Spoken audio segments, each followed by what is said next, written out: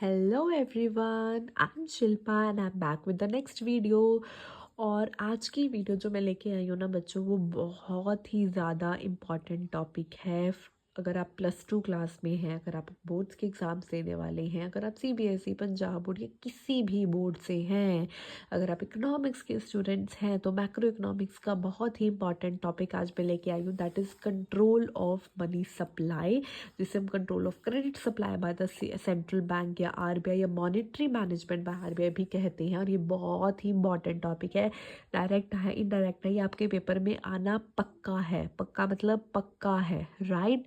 तो ये टॉपिक में दो चीज़ें हम पढ़ते हैं, क्वालिटेटिव इंस्ट्रूमेंट्स और क्वांटिटेटिव इंस्ट्रूमेंट्स, ठीक है।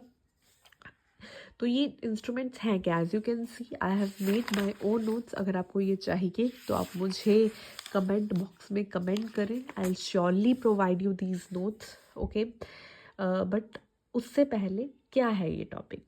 ये टॉपिक हमें बताता है कि RBI सेंट्रल बैंक हमारे इकॉनमी में मनी सप्लाई को कैसे कंट्रोल में करता है। कंट्रोल मतलब कैसे बढ़ा भी सकता है और कम भी कर सकता है, क्यों ज़रूरत है उसे, क्यों मनी सप्लाई को बढ़ाना है, मनी सप्लाई को कम करना है।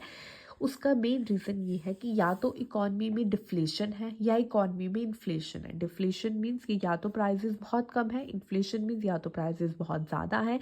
तो डिफ्लेशन को कंट्रोल में करना है तो RBI क्या करेगी, मनी सप्लाई बढ़ा देगी।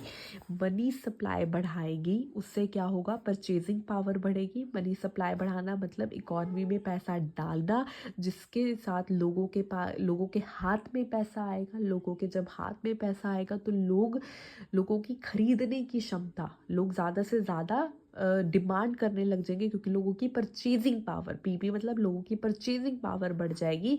उससे लोगों की डिमांड बढ़ जाएगी, और जैसे ही डिमांड बढ़ेगी, सप्लाई तो अपनी उतनी ही है, तो उस चीज़ के प्राइसेस बढ़ जाएंगे, ठीक है। You know this concept, right, कि अगर किसी चीज़ की डिमांड बढ़ती है, फॉर एग्जांपल इस कॉपी की डिमांड बढ़ जाती है, तो इस कॉपी की सप्लाई उतनी ही है, लेने वाले दो आ गए तो दोनों कहेंगे मैं 50 रुपये दे के भी कॉपी लेने को रेडी हूँ, दूसरा कहेंगे नहीं मैं 100 रुपये दे के भी रेडी हूँ। तो अगर किसी भी चीज़ की डिमांड जो है वो बढ़ती है तो ऑटोमेटिकली उसके प्राइसेस भी बढ़ जाएंगे। So this concept is called by increasing money supply deflation is controlled, ठीक है। कि मनी सप्लाई बढ़ाने से परचेसिंग पावर बढ़ेगी, डिमांड बढ़ेगी और प्राइसेस बढ़ेंगे।